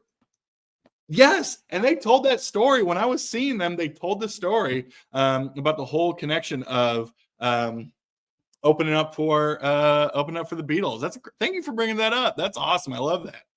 Home of the gods, indeed. Absolutely, we are. I got that one record. Did they release more? I think they do. I got whatever the big one was. Maybe their first one. We should do a Final Community app, do live streams, the rest of it instead of the YouTube bullshit. Whoa, man. I don't know. Your YouTube hate is just crazy, man. Thoughts about Discogs? Well, okay, yeah. I'll send you a message, Craig, and I'll send it your way. Here's the thing. I don't like Discogs is kind of the only, they're the only, people in town. And they're not great, but it's not like they have competition to be better. I mean, do I personally enjoy that every other time I open it on my phone, it fucking logs me out or it crashes? No, those are all personally things that drive me fucking crazy, actually. But there's not a competing app there to log these things. So yeah, I use it. Obviously, for everything I have, I use it a lot. I use it to sell. I use it to buy. I use it a lot. It's just fucking annoying for sure. I mean, that's a great record, Craig. Great record. Yeah, I mean, that's it, right? Like, it's a way of like. I think it's funny because there's been some like record store owners that like poo-poo customers who open up Discogs while they're shopping. And it's like, first of all, they're fucking customers. Like, if record stores would do a better job pricing shit, then people wouldn't have to look up how much shit's worth. Just want to put it out there. Also, 99% of the time that I'm looking up Discogs, it's to check the pressing or it's to check if I already have it. Like, I'm typically not, like, I have a pretty good sense of value at this point in my collecting of what something is worth, give or take. 99% of the time, I'm double checking what the actual specific pressing is, / if I just already have it. But yeah, I've heard like a lot of like record stores are like shitting on people for checking Discogs, and I'm like, that's worth a record store that's deserving of getting shit on. So there is that. Marcia, it was great to see you. Well, see you. You know what I mean. Thanks for stopping by. I really appreciate you. And yeah, don't be a stranger. Up at Amazon, compare prices. I know that's bad. I'm sorry. No, I don't think that's bad. Like, I don't know. This is a big conversation. This is a big conversation. See, y'all interrupted me when I was talking about my dollar records I bought. Let me keep going here. This comes with a story. All right. I'm glad I picked this up. This was another $3 holler. And it's in the same sort of realm as UFO, I guess, because we're talking about Schenker, but it's MSG, Michael Schenker, one night at Budokan. What a lineup here, right? Obviously, Schenker, you got Chris Glenn playing bass and Gary Barden on vocals, and the great Cozy Powell on drums. This was a $3 holler. Now, I've shared this story on my channel a number of times, but I think it's worth sharing for you fine people. When I was 18 or 19, I was just out of high school, and me and my band, we got the opportunity to have the opening slot to open for the Michael Schenker group. And they were touring, they played at Peabody's in Cleveland, which is no longer there. Peabody's was a pretty shitty divey type club, basically on the campus of Cleveland State. It's no longer there anymore. But that was like the dream come true, right? Like 18-year-old Alex. And remember, it was June of 2008 or 9. Ooh, one of the two. But I was either just out of high school or just entering college, whatever it was. And man, we opened for that's all I can say. We opened for the Michael Schenker group, but I love Michael Schenker. Huge fan of Schenker. Well, as a person, he's probably pretty trashy. But as a player, one of the best. I mean, I love that first Scorpions record that he's on. He was like 15 at the time of recording that. Lonesome Crow's fucking brilliant. He then obviously goes to UFO. Craig over there is playing Obsession that he's ripping on, all that type of stuff. And then he does Michael Schenker group stuff. So this is great stuff, man. Double record. He's playing some of the UFO stuff, playing some of his own stuff, man. What a cool record. So yeah, that's another one. Let's catch up here before we get too carried away. I want to show more records. Yeah, it is a must, man. It kind of just is. Does not glitch. Don't know about using the phone. What are your thoughts on truthfulness? Oh, hey, thanks for clearing that up. Yeah, oh boy. I think I've had okay luck. Now, granted, if you look at my Discogs profile, I think I am a 100% buyer and a 100% seller, but like I've probably bought less than 15 items. I mean, here in Columbus, I say it all the time. I'm in a gold mine of great record stores. I just am. I mean, there are 5 to 6 incredible stores that I frequent on a weekly basis that are just fire. And so I rarely use Discogs for a number of reasons. A, it's like I can usually find what I want, and B, I want to be able to look at the record, see the record, feel the record, put the record in and around my mouth before buying it. And most of the stuff. Now, are there a few records? Like, do I have a want list on Discogs? That is, obviously it's a big want list. Yes. And I've had pretty decent luck with it. But I mean, the reality is that if there's a seller on Discogs who calls something a VG Plus, and there's a record store down my street that calls it a VG Plus, what philosophically is the difference? You know what I mean? Because in one sense, like at least I can see it, right? Like one of them I can see and look at, but we also know a lot of surface noise and all that type of stuff isn't visual. And so I always like wonder too, like we have some stores who take a price sticker, give the grading of the sleeve and the record, and give the pressing info, and other stores who just write a price on it. That's it. Like figure it out yourself. And I kind of agree with both of them, because what my VG is might not be what my vagina is, might not be your vagina. And that's okay too, right? Yes, Richard. And there are some people that pay big fucking money for a crap copy of the Beatles, man. It's just who they are. Oh, look at that. 1920 now. Hit the like button, man. Like this shit and subscribe and hit the notification and send me fucking money. You could become a member for $2 and get this shit all the time. I'm just kidding, kind of. All right. Hey, man, Chris, thanks for stopping by, brother. Let's do this again. We'll get you on a stream, all right?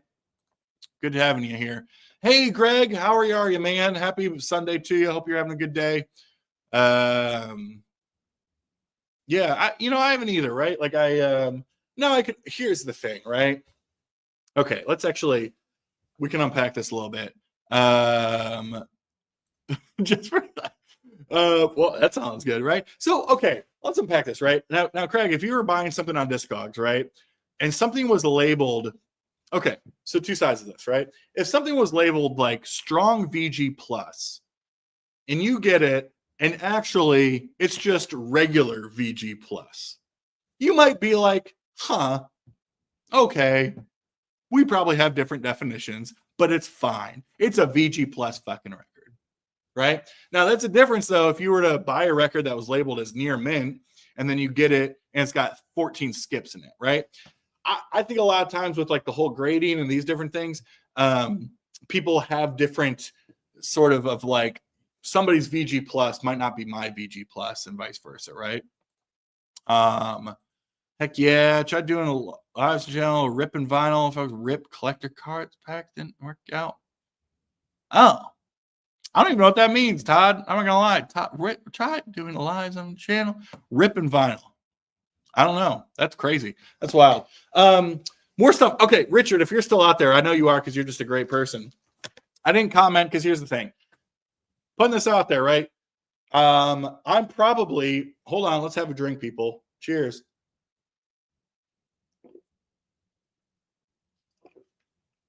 Okay.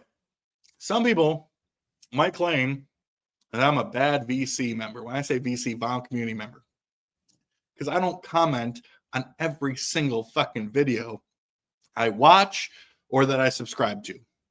The reality is I subscribe to fucking 100 channels, and some people be cranking out 30 fucking videos a week, and I just can't.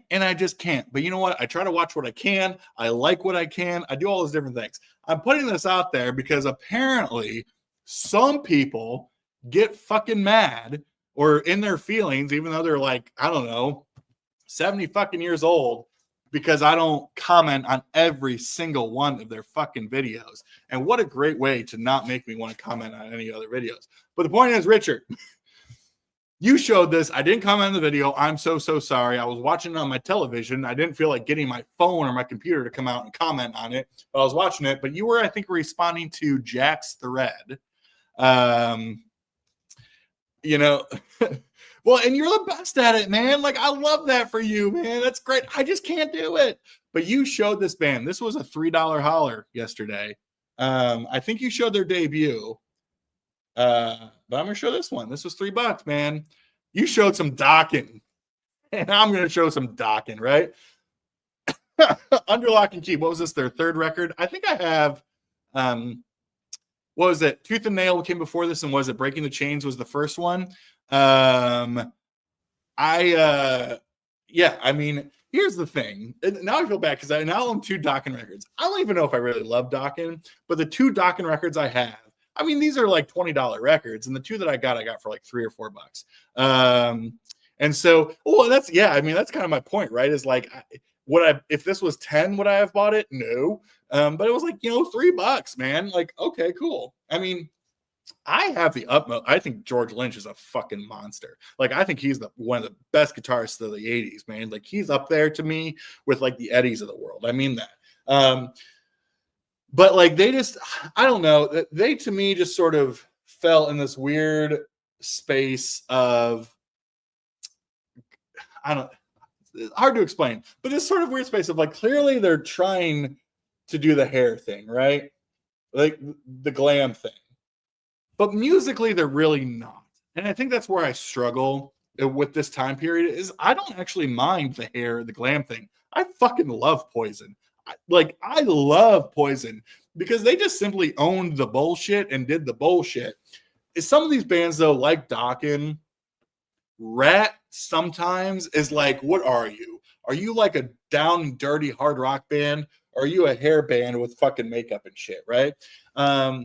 And so, yeah, I say all that of like, right. Well, that's the thing, man. You ain't rocking with Dokken, man. I don't know. So, yeah, I got Tooth and Nail and then Under Lock and Key now. What was that, like 86 or so? But again, for $3, it was a steal. So I had to get it, right? Here we go. We'll catch up. I just want to highlight it again because, Richard, you're the fucking best, man. You're just the best. You just can't, Craig, right? Like, that's the thing is like, you're like, I say this, like, you're a great example in the sense of like, I try to watch all your videos. A lot of times that's on my TV, like in a place that I'm not commenting on stuff. I'll watch it and then I'm on to the next, right? And so I might not comment on every one of your videos, but that's okay. You don't comment on every single one of mine. And you know what? I don't I don't feel bad about that. You know why? Because I'm a fucking adult, Craig. Okay. Now, Greg over here, he's the man. See, thank you. Greg, you make some great stuff, man. And you just bring my, like, if I'm feeling stressed, your voice just like brings me down. And you're a great cheerleader. I mean that like wholeheartedly, like you're a cheerleader in the sense of like you lead the cheers. And you're great with that. So, I mean, I appreciate that. I don't mean to talk this shit. I'm not talking shit. I just think that there is this, there's like this weird tit for tat thing that's like, I need to comment on your stuff so that you comment on my stuff. And if one of us fucks that up, then it's this weird. And it's like, I don't know, man. That just feels weird. I don't know. I got a lot of people I follow and I watch. And you know what?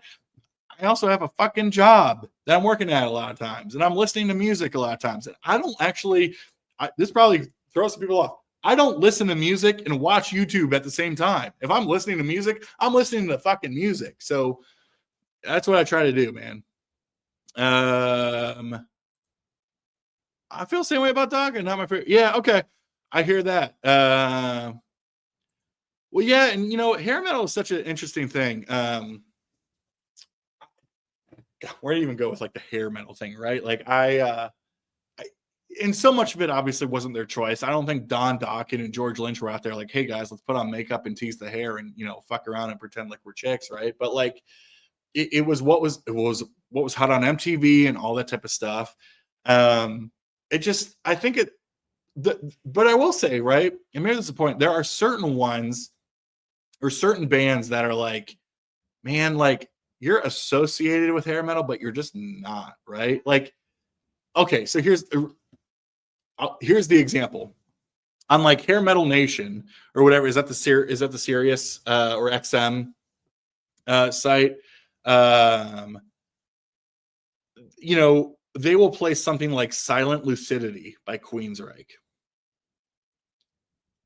I cannot think of a band that is less hair metal than fucking Queensryche, man. Like, that is not a hair band at all. But again, right? Like, when people talk about hair, like hair metal, to me, and this is my qualified opinion, to me, it was like, you are from the Sunset Strip, you're from a certain time, and you fucking teased your hair and wore makeup. If you didn't do those things, then you're not hair metal, right? So Def Leppard, not fucking hair metal, man. Like, Queensryche, certainly not fucking hair metal, man. You want to throw Motley Crue in there? Great. You want to throw Poison in there? Cool. You want to throw Dokken in there simply because of how they were looking? Great. But like, I start with that whole thing. Now, all that to say, I don't dislike hair metal. You know, one of my favorite things that people, I think, talk about is, it's like Nirvana came in and like saved music, right? Like, oh my God, like the 80s were just so self-indulgent and hairy and, makeup. And thank God Nirvana came in and saved the music, right? Like all this type of shit. I don't know, man. I don't know. Do we really think so? Do we really think that Nirvana came and like saved music? Is that how we really think about it? Because it's like, just say that you didn't enjoy music. But if you're going to ask me, like, I mean, those glam players, right? Those hair metal people, whatever, man, you can't tell me that they weren't fucking ripping on guitar, right? They weren't crazy great musicians. They weren't having fun. That wasn't artsy, all that kind of stuff. This is a great example. You are totally right? Like, I mean, what Kiefer or whatever, man. Like, I mean, that voice was something else, man. I mean, they were almost like bluesy, right? Like, I mean, you mix that voice with the writing they were doing. I mean, it was almost like bluesier shit, but you're right? Like, you hear between Nobody's Fool and you know what you got, it's like there's the copyright, right? Now I'm unmonetized. It's like, oh, it's Hair Nation, and you're like, no, dude, Cinderella was not fucking hair metal, man. I don't disagree with that. There are a lot of those bands that, well, here's the interesting thing though, too, is I think one of the things that people don't consider a lot when we talk about artists, whatever, bands, all that sort of stuff, is simply timing, right? Like, here's what happens, right? If hair metal is cool in 1988, right? And you're a band whose debut comes out in 1990, you missed the fucking boat. You know what I mean? Like, you've missed it. So what was going on right then, if it happened 2 years before, could have been the biggest fucking record of the year. But because it happened in 1990, it's shitty, it's oversaturated, no one cares about it, you missed the boat, right? I think about it all the time. It's like one of my favorite bands I talk about quite frequently is Def Leppard, right? They released a record in 1992 called Adrenalize.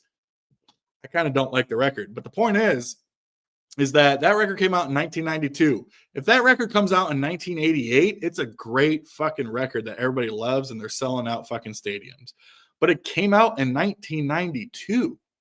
Now, granted, like, they had been recording it for years and years and years and all that type of stuff too. But it is just interesting where timing means so much, right? And even outside like the hair metal thing, right? Like you could think about some of these bands that just barely either think about these. Well, here's the discussion point, people. Hit the chat, man. Hit the chat with your comments here.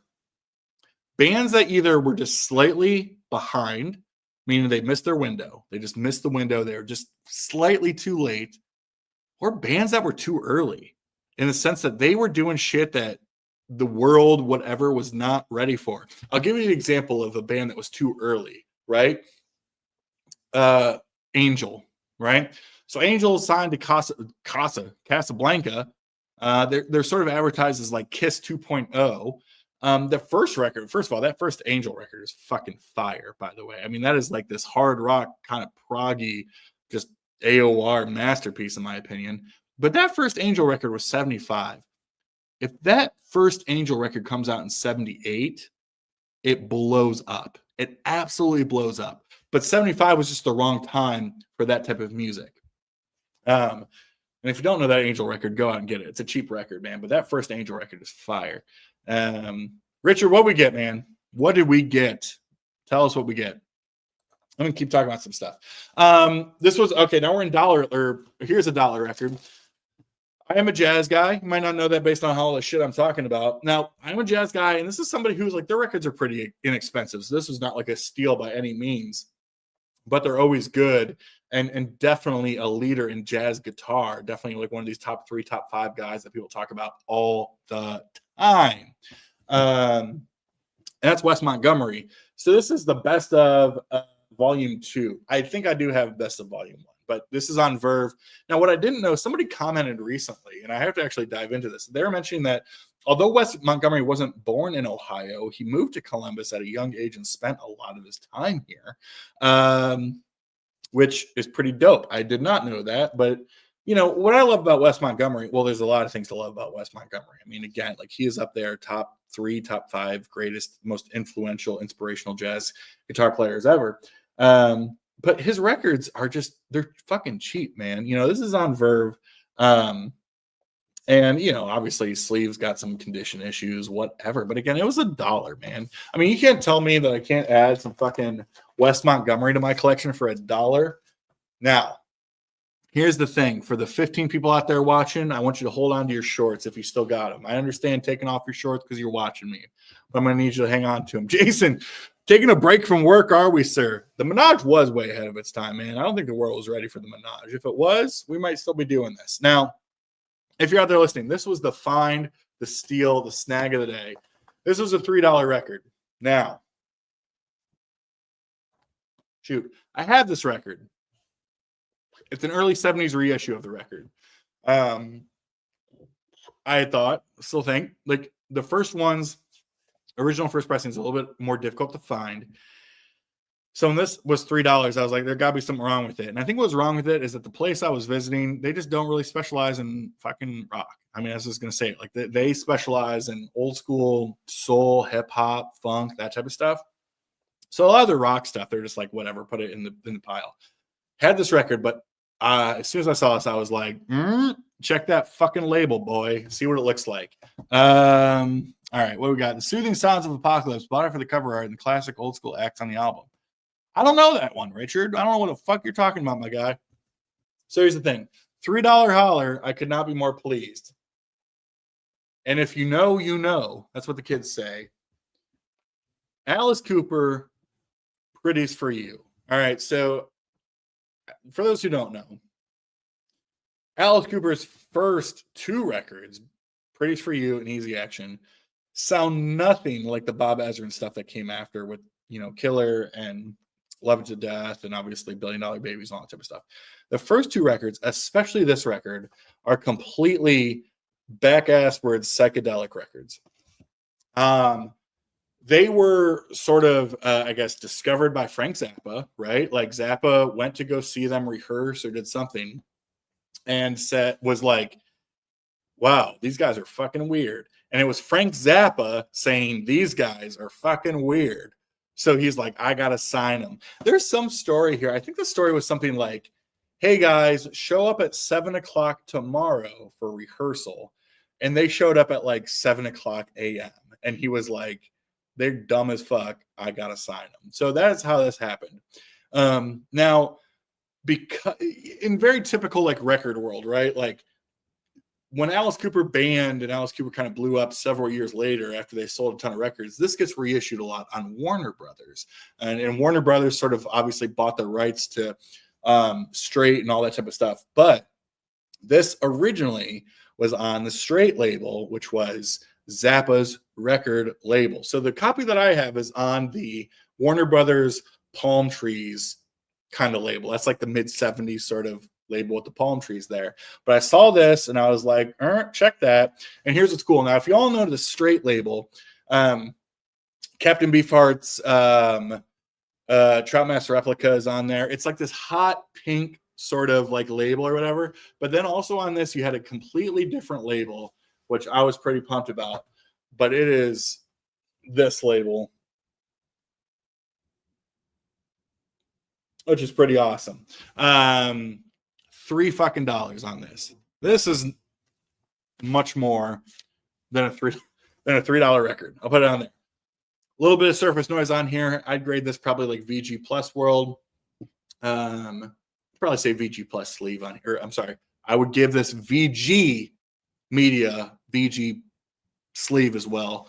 But man, I saw that label and I was like, give me that fucking record. So I was pumped for it. This is a great psychedelic record, man. I mean, it sounds nothing like Alice Cooper. It sounds nothing like Alice Cooper, but I was pumped to find it, especially for that price, man. What a deal that is.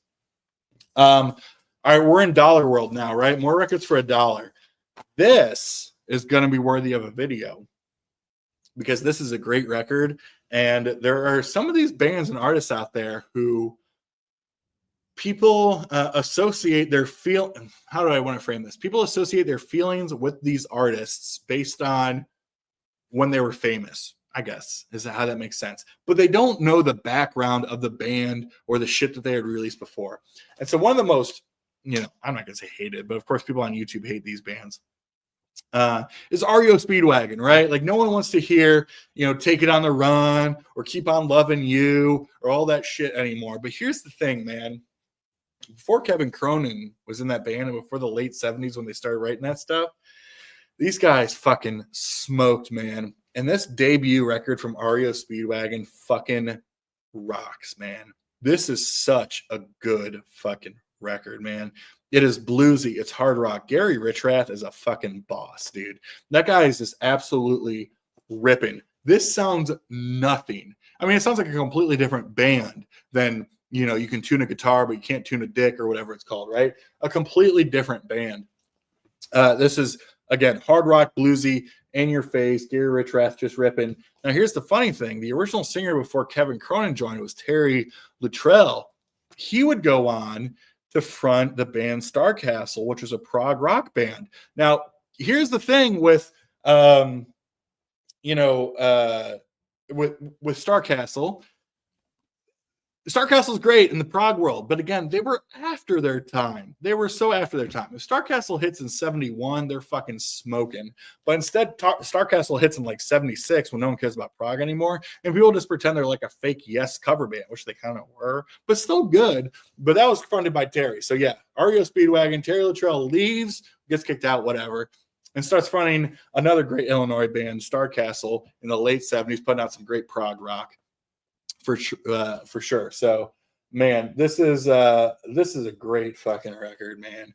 Again, recognize that when you see the REO Speedwagon shit in the bins or whatever, I don't know. They maybe released 6 records before they had like their fucking heyday with all their big hits when they were just like a kind of like a whiny like AOR band, which I like that stuff. I'm not trying to disrespect it, but man, this shit's so good, man. Early REO Speedwagon, look it up, find it. It fucking smokes, man. It absolutely fucking rips. 100%. Who we got going on here? Zap Earl's in the house. Hey Vance, how you doing, brother? Dude, I agree, man. REO's out of this world. It's so good. Hey Brian. Hope everything's going well down there in Tokyo. Down there, over there, up there. Latitudes are not my strong suit. Yeah, I guess it is the morning, right? Or jumping in late. Good morning. Yeah, I guess. Are you a full 12 hours? A little bit more? Let me know. Good to see you, though. Let's keep it moving with some more dollar hollers. This is a cool band. This is not a great record. I want to be very clear. This is not a great record. This is a fine record. But we're going to talk about it. US, kind of AOR.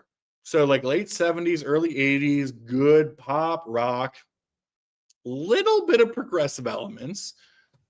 But not, they're not prog by any means. This is good old-fashioned fucking American AOR. And that's the band is New England. This is their third and final record, Walking Wild from 1981. Now, why did I buy this if it's not a great record? Well, New England only released 3 records. I have their second one. I still don't have their debut.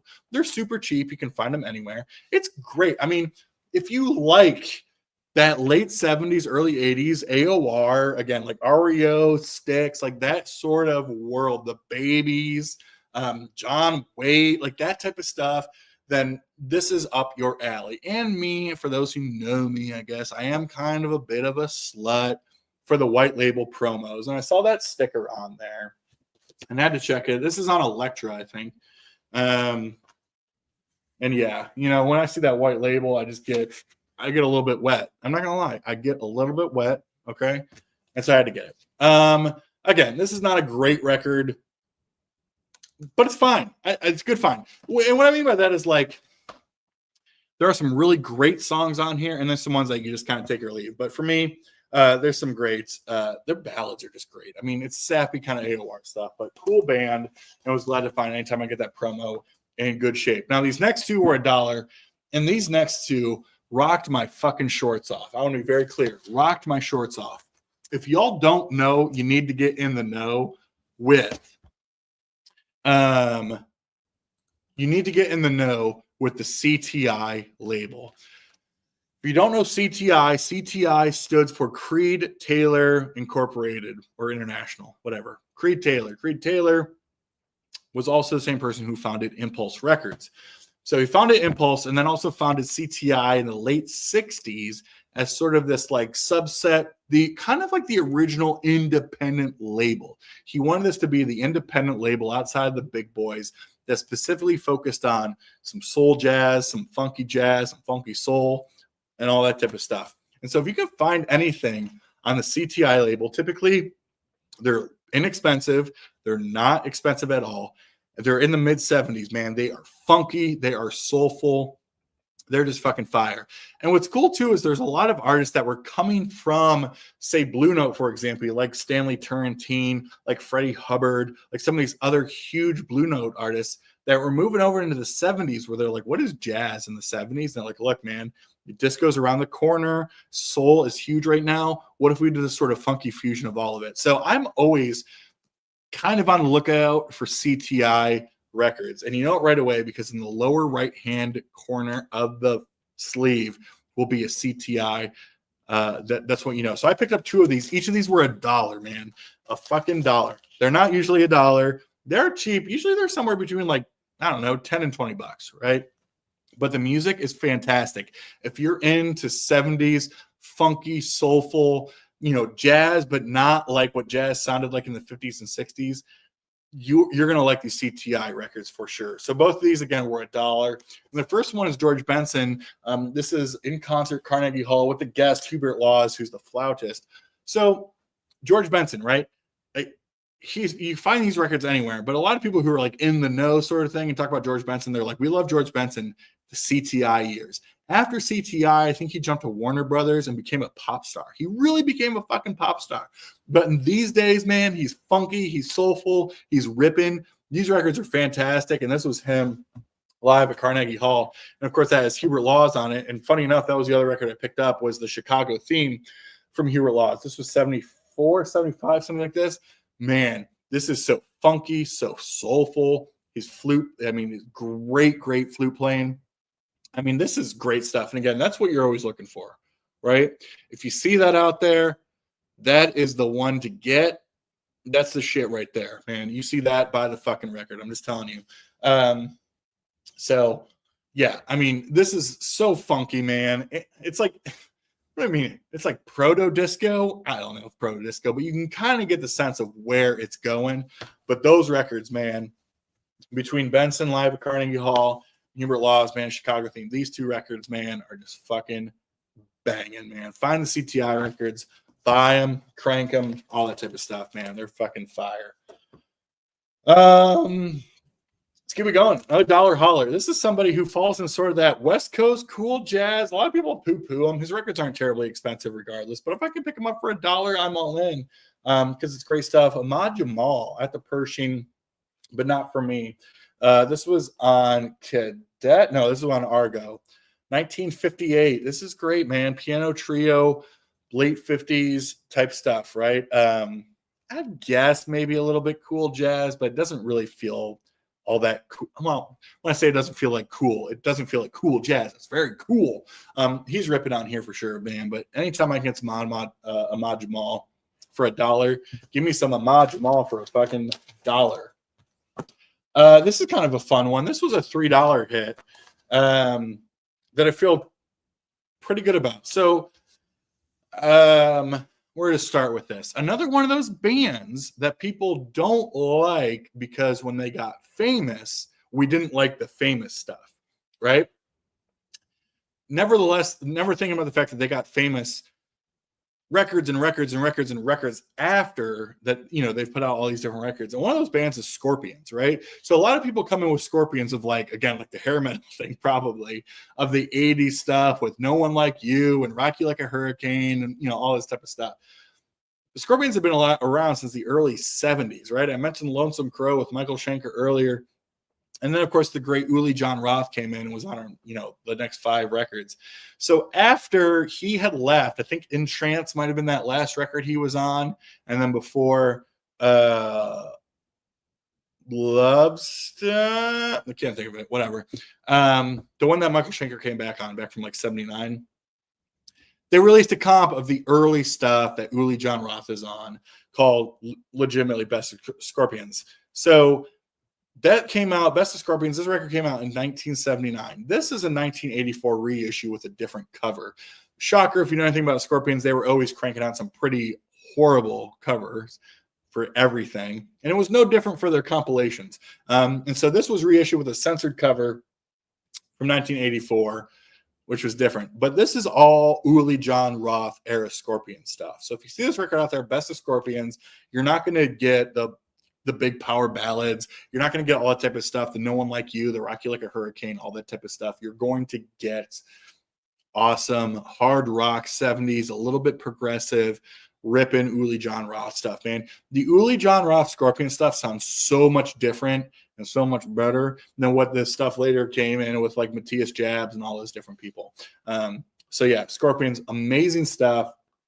Best of Scorpions sort of encompasses a lot of their 70s stuff with Uli John Roth ripping on guitar.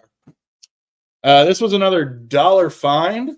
I don't want to say I was disappointed with this. I just saw the lineup and I was like, this is about to be fire. And well, I don't know if it was fire, but anyway,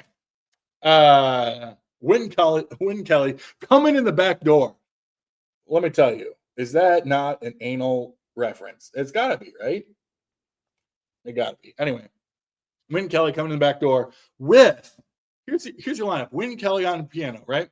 Kenny Burrell on guitar, Paul Chambers on bass, and Jimmy Cobb on drums. What is this, like 60% of the, Kind of Blue lineup? I mean, this has got to be fire, right? It's on Verve. It was $1. And it's a good record, but this is very, I don't want to say schmaltzy. It's very orchestrated. They did the full orchestration by Klaus Ogerman. Wynton's playing great, but it doesn't really feel like it's not a hard bop record by any means. It's more like almost like a big bandy orchestrated sort of almost like movie score type jazz record. But again,